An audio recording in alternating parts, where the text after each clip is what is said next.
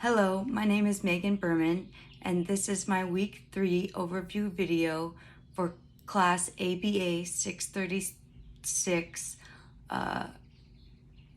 Please don't mind if I keep looking down. I was told in previous courses that the best way to do these overview videos is to first write down a script of what you're going to say. So here's mine. When this course started, for the first 2 weeks, our fluency deck was still all of our D cards from previous courses. The progression of those cards remained at a stable 25 A cell, 0 D cell for both weeks. When I created deck 1 based off my weakest area presented by the results of my first mock exam, this deck was created from the task philosophical underpinnings. When taking the data on this deck, I noticed that I started getting 16 out of 20 cards in the time allotted.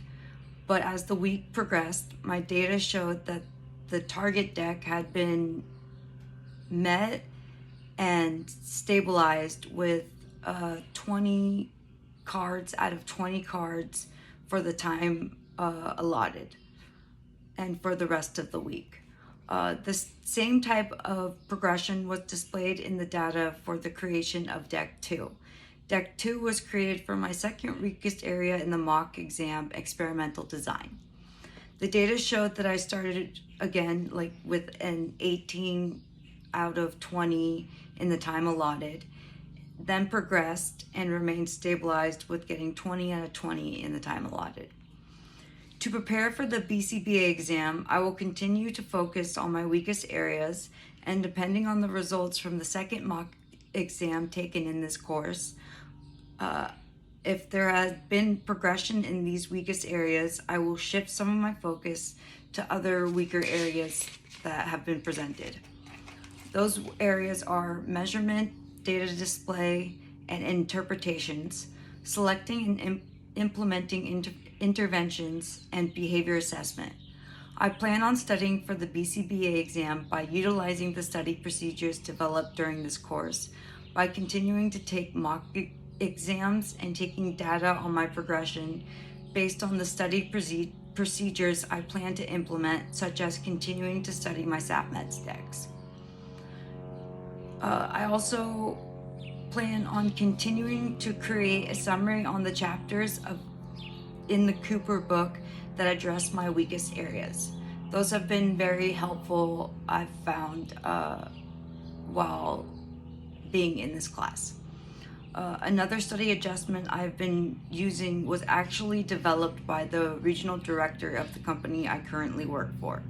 She created daily mock questions for my fellow CLs and I.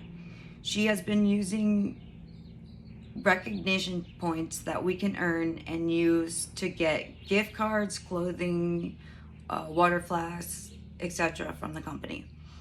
Since she only does the mock questions on weekdays, I went out of my way to reach out and ask her if she would mind personally throwing mock questions at me over the weekends as well.